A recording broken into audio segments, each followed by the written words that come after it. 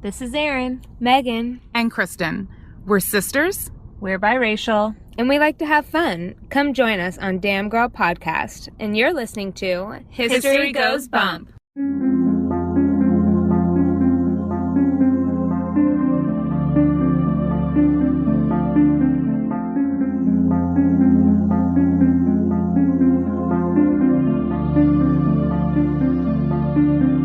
History tells the story of the world and of our lives. Sometimes that history goes bump in the night.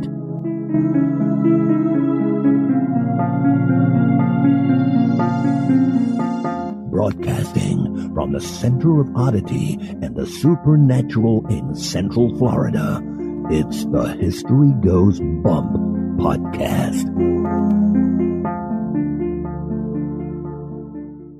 Hello, you spooktacular people. Welcome to this 250th episode of the History Goes Bump podcast. Ghost Tours for the Theater of the Mind. I am your host, Diane. And this is Denise. Denise, 250 episodes. That is wow. Just wow. I love it. So today's episode features Himeji Castle, which was suggested to us by our listener, Jenni Watt. And this is located in Japan. So we're going over to Asia on this one. Yeah, so that will be really fun. So thank you, Jenny. And half of me wonders if you didn't do this a little bit on purpose just to see how much fun we would have trying to pronounce all the names. Yeah, we could butcher a few things on this episode, so we do apologize to any Japanese speakers for us butchering your language.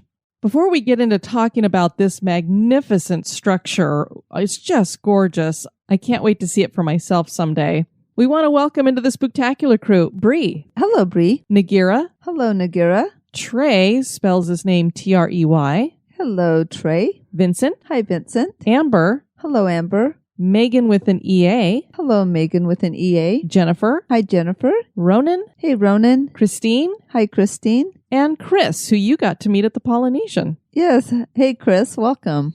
And now, this moment in Oddity.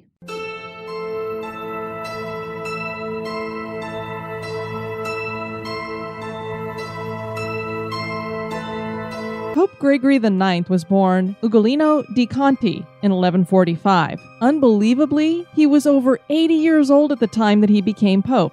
But that isn't what is odd about his story. Our oddity here is about a declaration he made as pope. This would not be his declaration about papal supremacy, or that little thing he put into motion called the Crusades, or that other little thing, the Inquisition. No, this has to do with his order that called for the wholesale slaughter of cats in Europe. He wrote the Vox and Rama, and this declared that cats were the instrument of Satan, and thus they were condemned. This led to a decree by Gregory that put a target on the head of every cat, especially the black ones. Now, as if this wasn't insane enough, keep in mind that the plague was on the scene, and many believe that the plague was spread by rats. And what kills rats? Cats! Now imagine you have a pope declaring that they all be killed. So the pope causes a massive reduction in those evil cats, all while the real evil of the plague is allowed to take out the human population, and apparently the people of that time were okay with that. And that certainly is odd.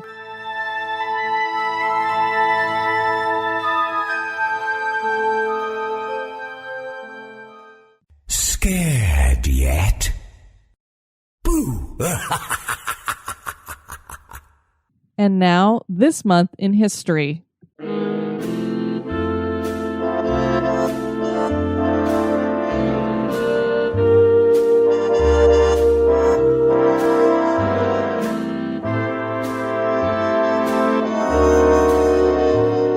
In the month of March, on the 18th, in 1834, the Tolpuddle Martyrs were banished to Australia. Tolpuddle was a small village east of Dorset, England, where 6 English agricultural laborers formed the Friendly Society of Agricultural Laborers. The leader of the group was George Lovelace, and under him the trade union rapidly grew in the area.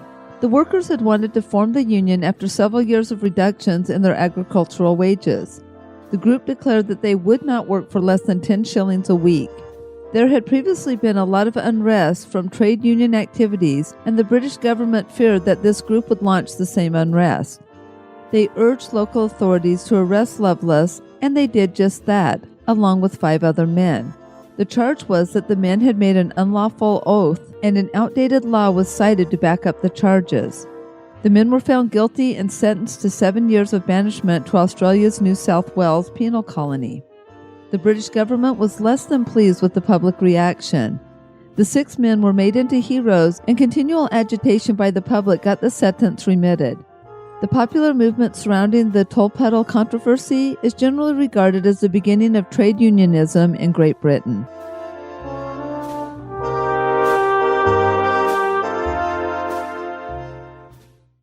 The country of Japan does not usually cross the mind when castles are mentioned, but Japan does have castles, and Himeji Castle is the largest castle in Japan. The magnificent structure sits at the top of Himeyama, which is a point 150 feet above sea level. The castle is made up of 83 buildings and referred to as the White Heron Castle because of its coloring, which is a brilliant white, and the curved roof resembles a bird in flight. Today, the castle is the most visited castle in Japan and is also a UNESCO World Heritage Site. The site is also considered to be one of the most haunted locations in Japan, with stories of Okiku's well, the old widow's stone, and the death of Sakurai Genbei. Join us as we explore the history, legends, and hauntings of Himeji Castle. A lot of ghosts hanging out at this place.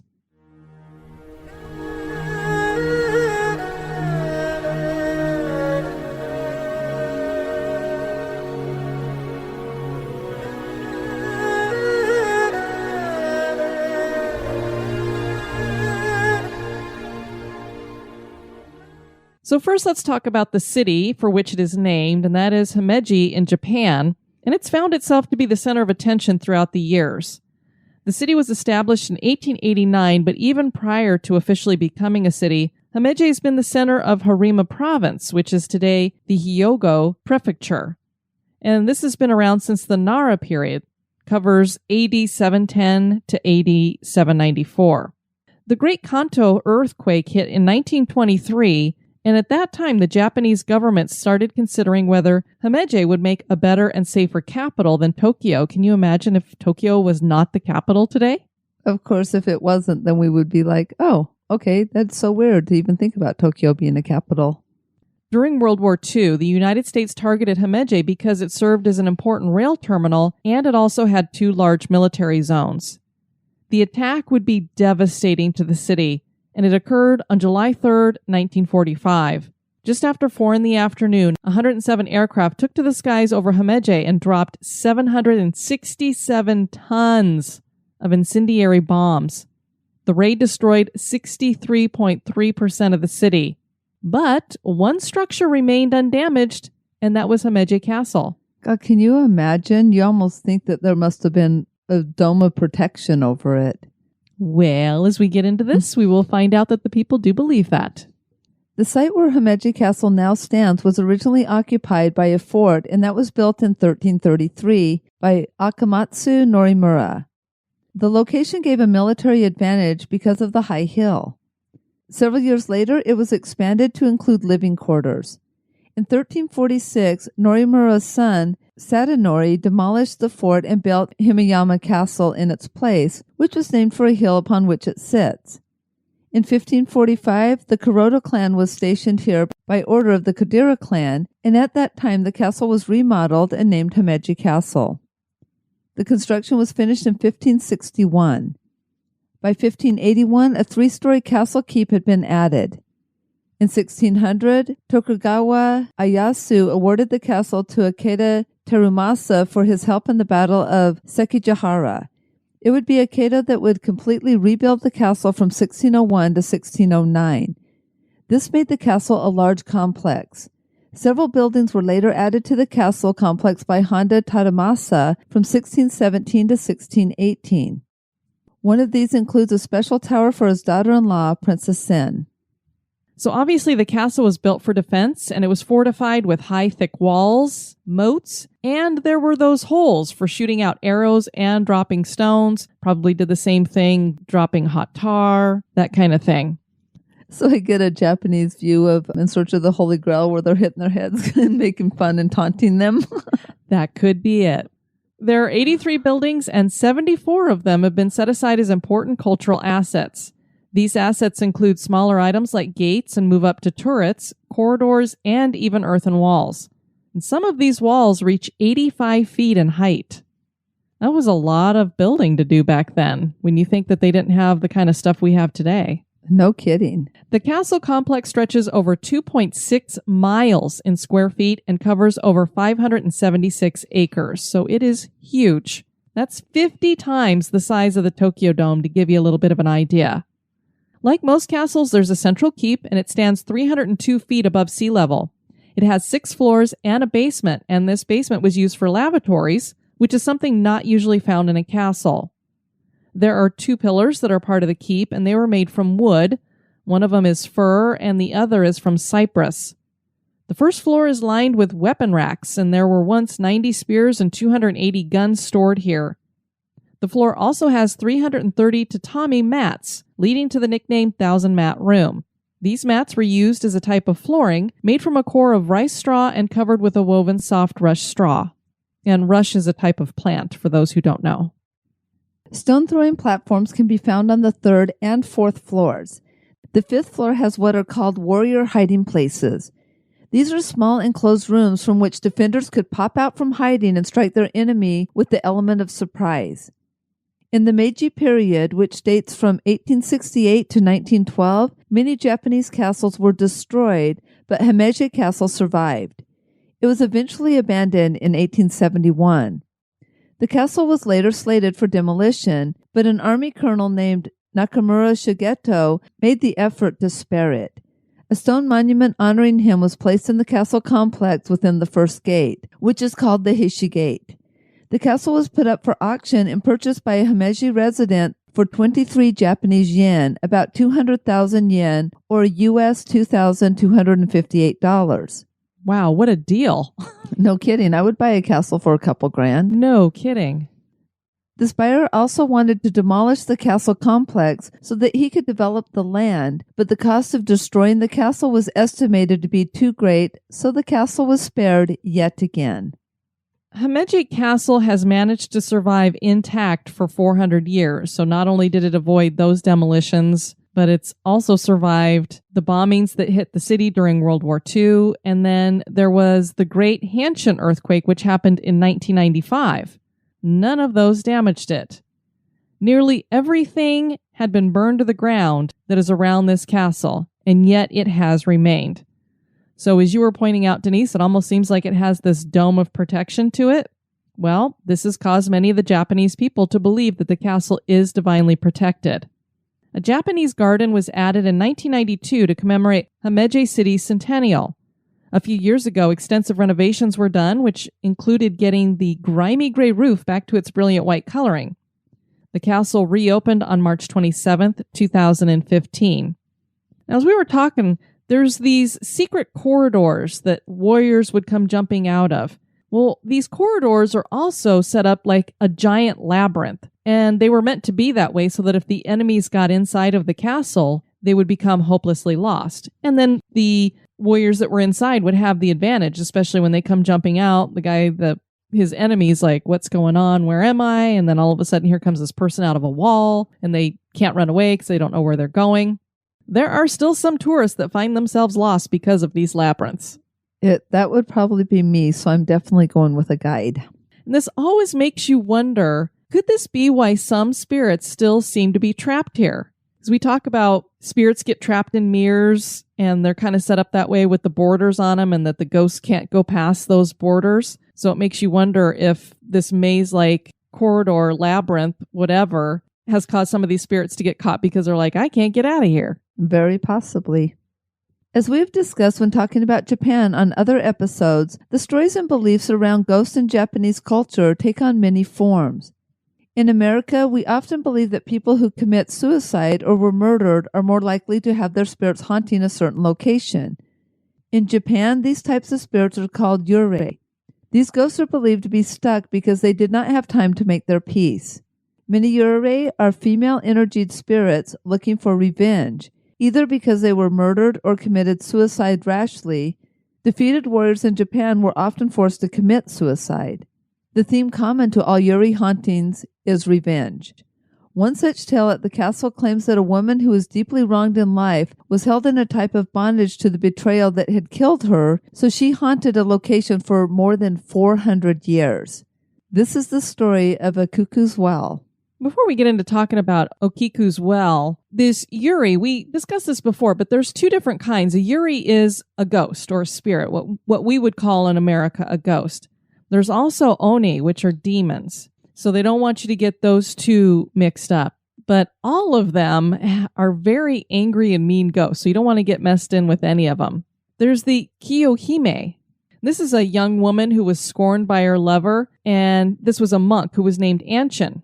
He grew cold and kind of blew her off, and when she realized that he had left her, she followed him to the river and somehow transformed into a serpent, and she went swimming after his boat. And Anshin looks back and he sees this serpent coming after him. So he runs into a temple and asks the monks to hide him so that she can't find him and hurt him. So they put him underneath a bell. Well, she found him because apparently as a serpent, she had a good sense of smell. I don't know if it was her tongue or what, but she coiled herself around the bell and banged loudly on it with her tail. Then she breathed fire onto the bell and it melted it. And of course, you know what that did to Anshin. It melted him as well. And I was just thinking with what you said, that was the epitome of a tongue lashing. That's true. There's the Yuki Onna, and this is the snow woman.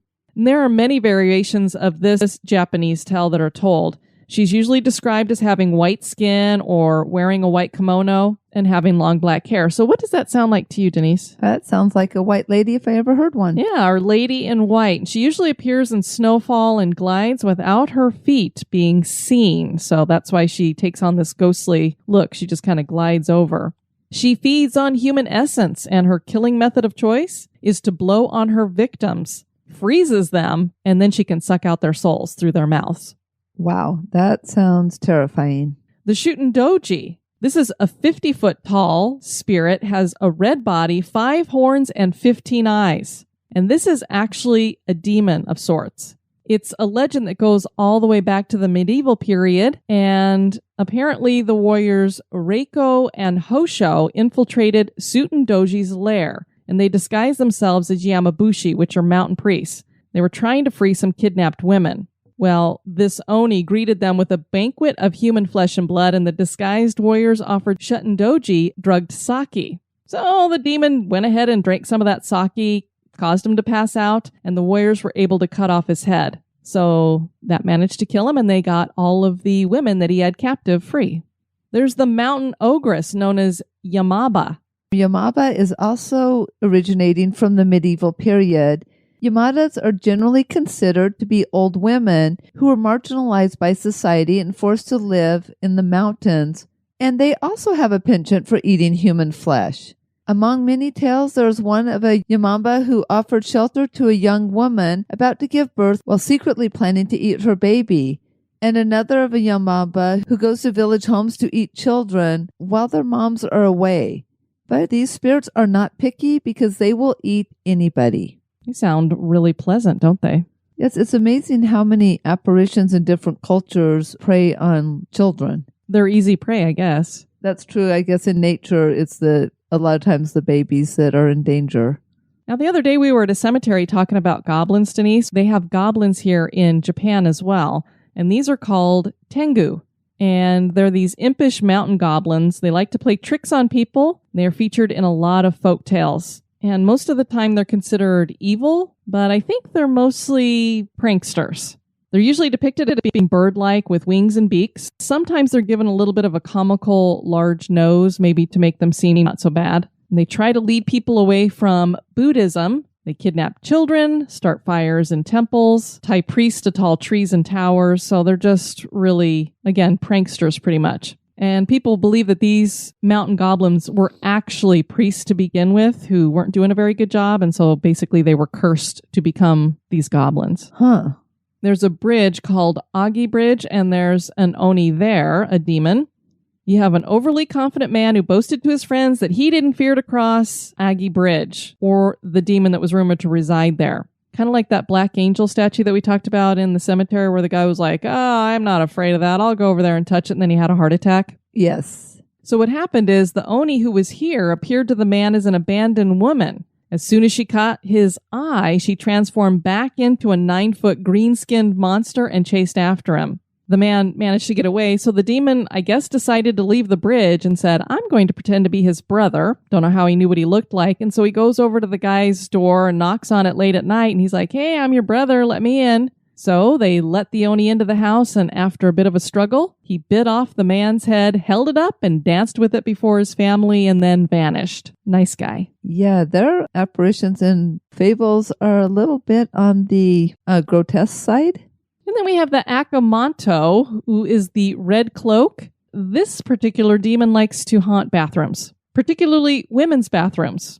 In one version of the story, the Akamanto asks women if they would like a red cloak or a blue cloak. If the woman answers red, Akamanto tears the flesh from her back to make it appear she is wearing a red cloak. If she answers blue, then he strangles her to death. So either way, you're kind of screwed. At least if he tears the flesh from your back, maybe you don't die. Now, what can you do to protect yourself from this creature, other than run from the women's restroom screaming? There is no escaping. So you have to pick one or the other, and if you don't, he just drags you to hell. So you either get to be torn to shreds and bleed out, strangled to death, or you get to be dragged to the gates of hell while you're still alive. Exactly. Lovely.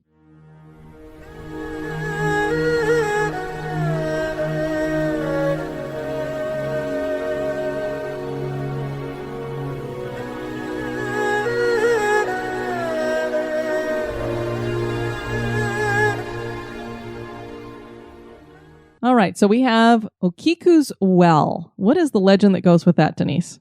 Well, this story dates back to the 17th century. There's a well near the Harikari Maru, or the Suicide Gate, which is at the foot of the tower known as the Danyan. This well had a very ominous purpose, as its name indicates. Dishonored soldiers would disembowel themselves and bleed out next to the well. The well was used to wash away the blood from the suicides. This well is better known today as Okiku's well. Okiku was a beautiful young woman who worked in the castle, and she quickly became the Lord's favorite servant. She was dedicated to him and was secretly in love with him. One day as Okiku was working, she overheard the chief retainer talking with another man about a plot to overthrow her lord.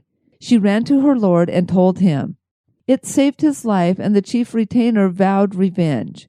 Part of Okiku's job was to take care of 10 plates that the Lord was very fond of, and he trusted her with them. The chief retainer had stolen one when he fled, and many thought that Okiku had taken the plate. She actually was tried for the crime and found guilty. Her punishment was to be doled out by the chief retainer, and the Lord gave him permission to torture her. The retainer committed horrible acts on her, including sexual, and then her dead body was thrown into the well. So you can imagine how she must have felt. First of all, she's in love with the Lord. She warns him this guy wants to off you. And then he lets the guy who was going to off him torture her? I can see why she might be sticking around here. Oh, no kidding. I would be very angry and betrayed. But that was not the end of Okiku. The first to experience her ghost was the Lord himself. He would wake up and hear her voice. First, she would sound as if she were counting plates, and then the voice would break into blood-curdling screams. It started to drive the Lord mad. Many other people throughout the years claimed to hear those terrifying screams in the early morning hours, usually between 2 and 3 a.m. The howls are nearly indescribable, and everyone who hears them is scared by them.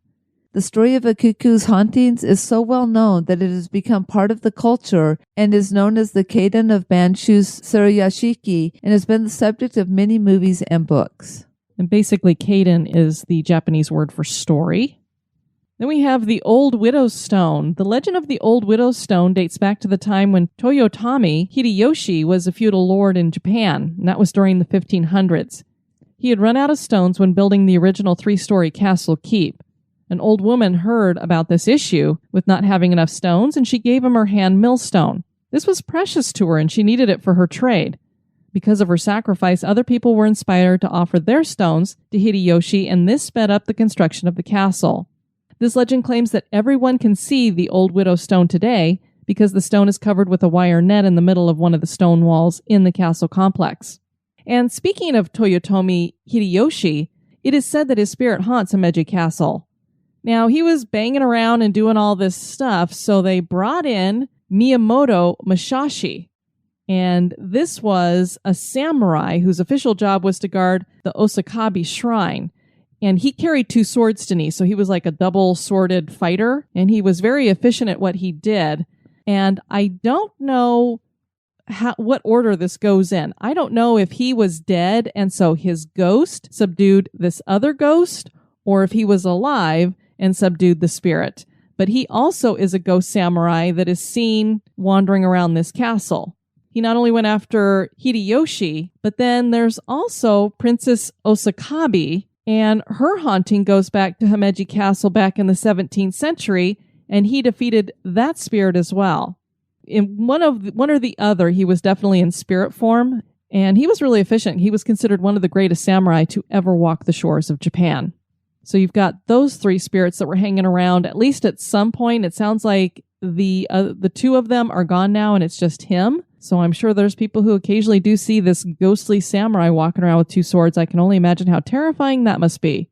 Yeah, because anybody walking around with swords would be terrifying, but when you make it an apparition, it's even more so. A folklore story is also associated with Genbei Sakurai, who was Ikeda Teramasa's master carpenter in the construction of the castle keep. According to the legend, Sakurai was dissatisfied with his work on the keep because it kept leaning to the southeast. He became so depressed when he could not get the keep to look right that he climbed to the top of the keep and jumped to his death, with the chisel in his mouth. Some say he still roams the compound, biting on his chisel. Wow, that's a wonderful way to die. I wonder if he fell down on the chisel and it went into his head or what? Well, that's what I was wondering too, because it wouldn't make sense to just have it. And so I'm like, ooh, that's pretty... I guess he wanted to go out with a bang, so to speak. Something. Now he's stuck with a chisel in his mouth for the rest of the afterlife. Fabulous. Japan is a country full of legends. Himeji Castle stands as a testament to the country's strong past and represents its promising future. Are there restless spirits here wandering in the maze of corridors found within? Is Himeji Castle haunted? That is for you to decide. Well, definitely a place I want to visit eventually. Oh, me too. We encourage you guys to check out our website, historygoesbump.com. And Denise, if people want to send us some feedback, where can they do that? They can do that at historygoesbump@gmail.com. The intro for our show on this episode was 3 ladies who host the Damn Girl podcast, as you heard. And Megan is the one who contacted us, and she'd written me an email and said, I found your podcast around Halloween of 2017 and have been obsessed ever since. Although I would never go into a quote-unquote haunted house, I can't get enough of real ghost stories and real haunted locations. I lived in San Antonio for 2 years, so I especially loved the episode about the Menger and Sheridan Gunter hotels. In case it is not already on your list, another haunted hotel in San Antonio is the St. Anthony Hotel. I worked there for about 2 years, and although I only had 2 experiences, I love when people say I only had 2, I felt energy there from the moment I went in for my interview. The hotel experienced its heydays from the 1920s to 1940s, and you can just feel all the people and events that have been through there when you walk down the halls. Another huge part of the haunting there is the fact that Walter Emmerich, the man who murdered the mystery woman in the Sheridan Gunter Hotel, came over to the St. Anthony and killed himself in room 536 before the cops could bust down the door and arrest him. And then she said the St. Anthony Hotel will always hold a place in her heart. So another place for us to check out there in San Antonio, and clearly she seems to think it's haunted because she's had some experiences. And then we did the Cliffside Inn. I believe it was episode 131, so this was quite a while ago. I got a message that we had a comment over underneath the show notes that we had done there, and it actually is one of the owners of the Cliffside Inn. Oh, that's super cool. Yeah, so Bill, who is one of the owners of the Cliffside Inn, said, "Greetings, my wife and I are the owners of the Cliffside Inn. I'm the Bill referred to in your post. I enjoyed the post and the podcast with my open mind about the experiences you described. Thank you. A few notes or clarifications for you. The Turner family, particularly Beatrice and her mother Adele, were not part of the elite society scene in Newport in the early 20th century. Beatrice was a keen observer and commentator on Newport society, politics, social issues, and world events of the time. She kept an extensive diary throughout her time here in Newport, which provides fascinating insights into the community, the world around her, and her own state of mind. We are fortunate to have many of her original diaries here at the inn. Although the family was somewhat reclusive, more of a response to Newport society's lack of acceptance of the family into the elite social circles of Newport, Beatrice and her mother were certainly not oddities or peculiar in the community. They did not dress in black, and Beatrice was not forbidden to paint anything other than herself and the family. We actually have several original Beatrice works at Cliffside. Among them, one of her many self-portraits, 2 dual portraits of Beatrice and her mother Adele, several still life paintings, and a lovely landscape. Beatrice's life story and her personal diaries do indeed provide a fascinating look into the life of a talented and thoughtful young woman, summering in Newport among the social elite, whose perception of the world around her was burdened by the relationship her father forced upon her, a relationship that was, by all accounts, inappropriate. Beatrice held on to her Victorian lifestyle until her death in 1948, and she enjoyed many summers in Newport and both wrote and painted prolifically. So thank you to Bill for responding to us, and it sounds like we got some of the stuff right and maybe some things not quite so right. Right, which usually happens when you pass down stories. Also want to suggest to you guys another podcast that I found that I've really been enjoying. If you enjoy animals, Denise. Which I do. The Species podcast. This is hosted by Mackin, and he does an awesome job with it. It's pretty new, so there's not a whole lot of episodes there, but I really, really enjoy it. So I highly recommend it. And he actually mentioned us on his most recent episode, which featured the Tasmanian Devil. We know you listeners love podcasts, and obviously we do too. Podern Love is a podcast convention created by podcast listeners for podcast listeners. Join us on August 10th, 11th, and 12th here in 2018 in one of the coolest and most haunted cities in the country, New Orleans, Louisiana. There you'll get a chance to meet some of your favorite indie podcast hosts from shows like Twisted Philly, Pleasing Terrors, Hillbilly Horror Stories, The Unwritable Rant, Book vs. Movie, Generation Y, The Sofa Kings podcast, and many more. There'll be live shows, panel discussions, Q&As, and workshops with podcasts from every genre. History Goes Bump is a featured podcast, and we'll be on a paranormal panel moderated by Mike Brown of Pleasing Terrors. And you know we'll be doing some creepy after-hours stuff like a vampire tour. For more information about Podern Love, go to the website www.podern.love for a full list of featured podcasts, ticket prices, hotel accommodations, and more. And if you use our special code BUMP, B-U-M-P, you'll get 10% off your ticket price. We'd love to see you at Podern Love. Now we have some Apple Podcast reviews. First one is Chuska Mountains. Love this podcast, 5 stars. History made interesting and fun. Love the way Diane and Denise deliver history rather than the same old dusty, boring way. I look forward to their podcast, but only wish it was a daily offering. Wouldn't that be great? I've learned so much, and now I have a huge travel list of must-see sites. Thank you so much, ladies, for providing this fun and educational podcast. Well, thank you for listening. Then we have Rachel Pardo. Love this podcast, 5 stars. I just stumbled upon this podcast about 2 weeks ago, and I can't stop listening.